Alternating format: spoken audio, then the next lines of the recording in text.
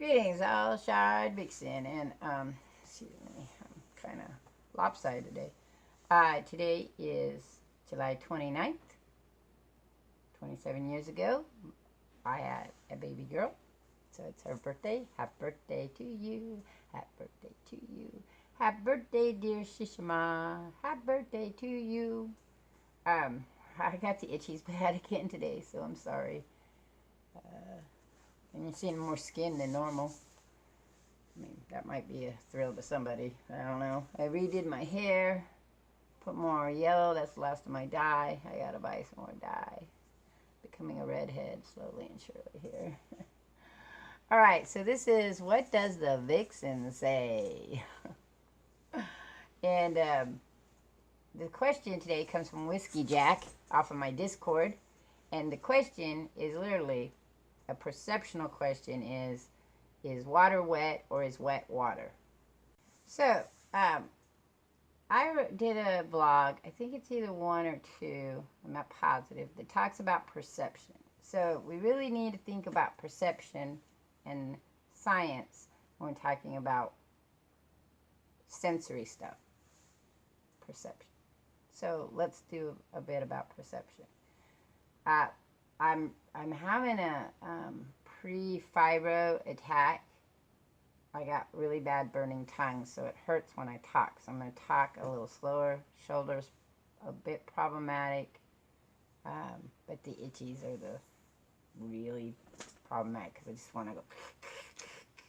I see this new dandruff commercial where the guy's doing it with his head like a dog, and I just feel that way, like right here and right there and right here and right there in my ear and down here, in here, around here. Oh. So, okay, sorry. Perception. Now remember, if you watched my blogs from the beginning, I'd suggest you go back and you can learn about perception. But let's do this. We as human beings live in a bubble. Within our bubble is the things that directly affect us. So that's our sense of taste, our sense of smell, our sight, sense of sight, our sense of touch, our perception, the sense of our perception, where we are in the space around us. Okay, and then hearing is another one. There's a couple other ones. The sense of space also has the sense of balance, how you relate to the world. All right, the science of atoms is that atoms, the little things that make up everything in the world, don't actually interact together. Okay, so when I'm picking up this pencil, my atoms are not interacting with the atoms of the pencil. What they're doing is they're side by side. And then our brain perceives the touching of the atoms as a sensation. Okay, due to how our nerves pick up things. Now, our nerves, especially if you have fibromyalgia and sensory disorder, can perceive things way differently. So I always say, excuse me, I got the burpees. Sensory is a spectrum. So you have people who are hypersensitive and hyposensitive. Hypersensitive are like way out the top side, right? Like they picked it. If you like touch them, they're like, ah, that hurts. That's a lot of fibromyalgia is like that. If you touch me on certain days and you drag your hand down my arm, it's just pain all the way down, like I'm bruised. And right now I'm not feeling it here, but I am feeling it down in my arm here if I push on my arm, just like that. If I just push on my arm like that, right here, this area right here, it's real sensitive. It hurts to pull my arm up. This area right here, also really sensitive, hurts. Feels like somebody just whacked me really hard there. My nerves are perceiving that sense of touch as painful, and they're sending the messages to my brain, and then my brain is deciphering them, and the brain will sometimes heighten the sense that you're feeling, so you get this double whammy. The perception of touch is that way. So the question was, is water wet or is wet water? Water's not wet. Okay, wet is an illusion that our brain does. It's our description, it's our English description of the sensation that we feel.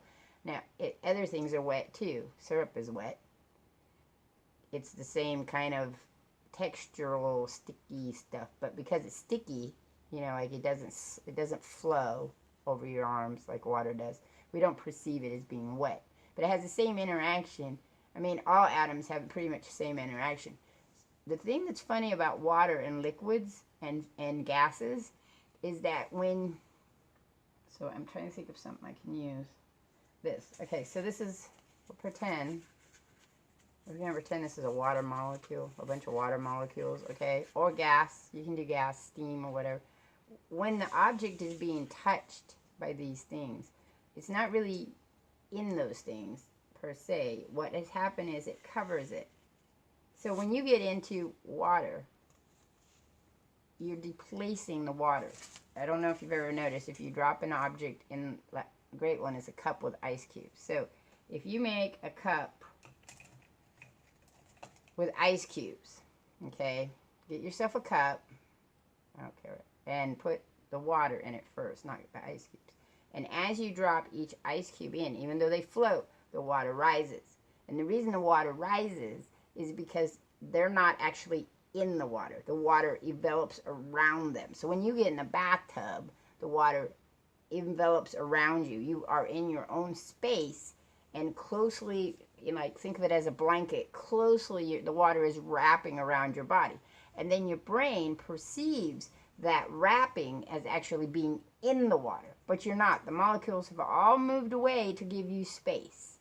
I was trying to think of one I seen that was a better example of that. I think pudding is a good one for that. If you put pudding and you put the spoon into the pudding, there's a brief period of time, or Jell-O, there's a brief period of time where you can see the separation, where it separates to allow the spoon to come in, right? And then it closely kind of gets real close. And once it's really close, it looks like the spoon is in the pudding.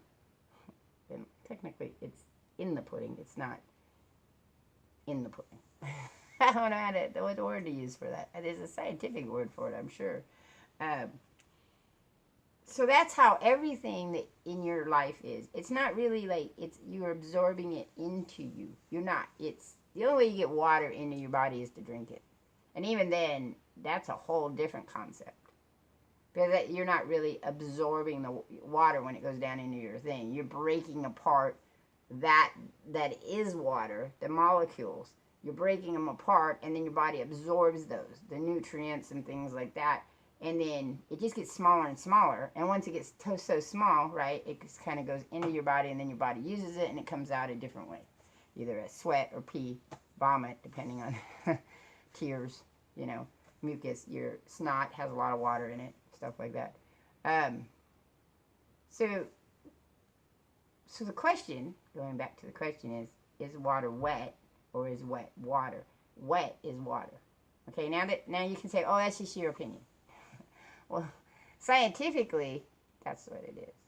And you can prove that when you do those examples I gave you. When you put ice cubes in the water, when you put your hand in the water, you can just put a bowl, and the moment you put your hand, and the bigger the mass is, and the more mass you have, the more the water gets displaced.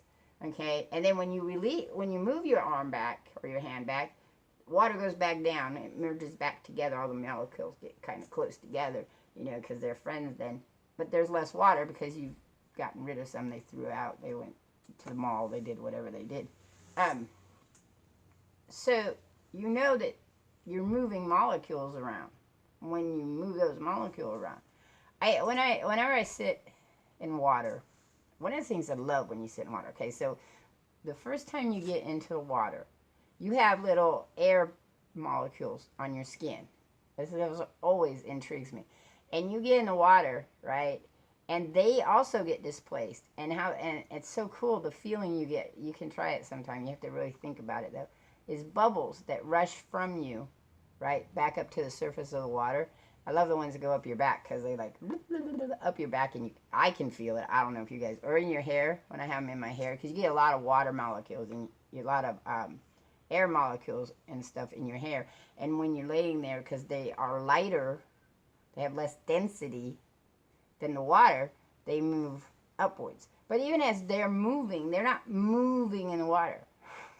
That's a great thing about fish. If you think about it, fish are constantly making like a hole through water, right? Like a hollow, where did I put that? I don't know. Hang on. Put it in a piece of paper. So the water evolves around, right, around the creature. Here's the fish's head. Here's the fish's tail. The water covers it like a blanket, and it constantly does it all the way through the water. I just find that very intriguing when you think about it perceptually, because when you look at it, it looks different. It feels different. It has this concept of like you are actually completely immersed in the water. Now, the way that one of the teachers I had explained it to me is that nowhere in the universe can two objects be in the same place unless they merge together. And then once they merge together, they're not the same creature anymore, or the same matter, or the same thing. So, and that's how atoms, elements become different elements, because you have an oxygen atom floating around, and then you have a hydrogen, or carbon dioxide would be a better one, carbon. You have a carbon floating around, and when they merge, when they actually fuse together, right, then they become something different, which is the basis of fusion, like nuclear fusion or any type of atom fusion that you do. But then it gets very mind-boggling when you start thinking about things like making a cake. Okay, so you're making a cake, right? And you have all these items. You put the eggs in, and you put the, I'm thinking of cake because I have to make cake today. But you put the eggs and the flour, and all these items are in there together at different components. You know, you've got liquids, you've got dries, right? And then you mix them all up. But in the process of mixing up, they're not mixed together. They're not like, they haven't become something different. They look different, but they haven't really. They're just closely bonded, like laying a blanket on top of a blanket. They're just closely, and they move together at that point. But they can separate. I mean, you get batters that separate all the time. The egg and the oil come to the top, right? And the heavier stuff falls to the bottom, and then you get these layers. But then when you bake them, you've added a catalyst that causes them to fuse together. And then you have a different thing. It's combined of all those atoms, you know, it has all that. So that's always so interesting to me. I mean, if you looked at our world totally based on the idea of atoms, you would see like M&Ms is a good way for that. You would see these little different M&Ms all laying together. I once saw a picture that this person did of a picture. It was a landscape with a little girl in it, and it was all done by M&Ms. Or I've seen ones also, or the pointists who draw pictures with little dots everywhere. That's how our world is perceived in atoms. They're just bunches of little molecules all combined together, sitting together to create these substances and things that we perceive as objects that occupy within space. So also is like, think about is you have air molecules that are laying on top of you. You know, your atoms and the air atoms are getting very close. Your atoms and the germ atoms are all very close. Everything is just kind of like laying together, but they're not merging together. We're not like sitting here and air flows through us. I mean, it meets our atoms and kind of gets stopped. And then we perceive that sensation of touch. So that's why you get people that say that the world is an illusion. Because our brain, to be able to perceive and work in the reality that we have conceived, or perceive, if you want, whichever way you want to look at it, sees that, sees it and has to construct a reality that we accept. Because otherwise we would just be all kind of lobbyish things floating around and bouncing into each other. And for us, we believe in fictional stories. And fictional story says that when I get in the water, I swim and it's wet. So, milk's wet, right? Because it's wet, that's the thing, not the object. Water isn't wet. Wet is water, wet is milk, wet is, that's a sensation. Wet is a sensation. I don't know if I explained that well. I don't know if that you understand what I was trying to say. I don't know. I mean, you can have your own perception of it. There are people who believe that the objects that they connect to are solid, like solid. But then there are people who perceive, because that you're working with molecules, that you can force your way through things very easily, because what you're doing is just you're just breaking the fusion of the objects with another object. And because you're not in the wood. An example of that is a punch to a wall. When you punch a wall and you break it, okay, you're pushing the molecules aside to occupy that space. So technically, you could push your way all the way through things. It's just that our brain perceives things differently. And also, atoms have density. They create density by when they make molecules. So you can't necessarily push your way through metal, because the metal's density, atoms, is heavier than the density of your fist. So you can't push it as easily as the density of the wood. Unless, of course, you believe you can, and your mind says that those are just molecules, and molecules can be pushed around. I mean, technically, you should be able to do that. Anyway, so that's it for this question. I thank Whiskey Jack a lot. I'm not sure if Whiskey Jack has a YouTube channel or not. I mean, he does. I think he has a Twitch one he used to come to see me a lot on. So, but I don't know if he streams any. I've never asked him that. So I'm going to ask him that. And if he does, I will be sure to add his link. And you can go and visit him, because that's how his brain works. I love people whose brains work very interesting and look at things interestingly.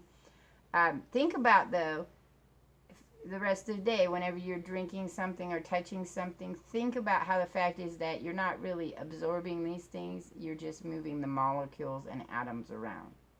All right, that's it. I've been playing a lot of No Man's Sky. That will kind of level out, and I'll be going back to my regular channel stuff, you know, with Mondays being No Man's Sky, Tuesdays being Ark, Wednesdays being Minecraft. Pretty soon, Bobby Joe and I are starting a brand new series called Level Down, and Level Down is going to have where he picks a game I'm not really interested in or don't like, and we'll do one live stream, and then we'll do videos, and we'll bounce back and forth on it. And then I will pick him a game, and I'm going to have him play No Man's Sky, a game that he's not overly fond of. And then we will you know, watch him. We'll do a live stream, and then we'll watch him in a series of videos till we either beat the game or give up. I want to do videos. There'll be a new intro for it. I'm going to be working on that pretty soon. I'm still working on the No Man's Sky animation for Old McCreeper. I'm hoping to have that done pretty soon. I'm also doing more crafting for the Shard Vixen's Magnificent channel. But for me now, everything is broken down into days. So I write down something I want to do for the day, and then my goal is to try to achieve that. When I push myself too much, I get sick. So, I gotta remember to sit up straight. My shoulders are bothering me. Anyway, thank you for jumping in. If you have, please, if you have a question that I can use, that would be awesome. I pretty much have ideas for it. I'll be doing some logic questions and stuff like that to place in when people don't. But people's questions will always, you guys' questions will always come first before anything someone else gives me. Anyway, so I'm out of here. Peace. And catch you all on the flip side.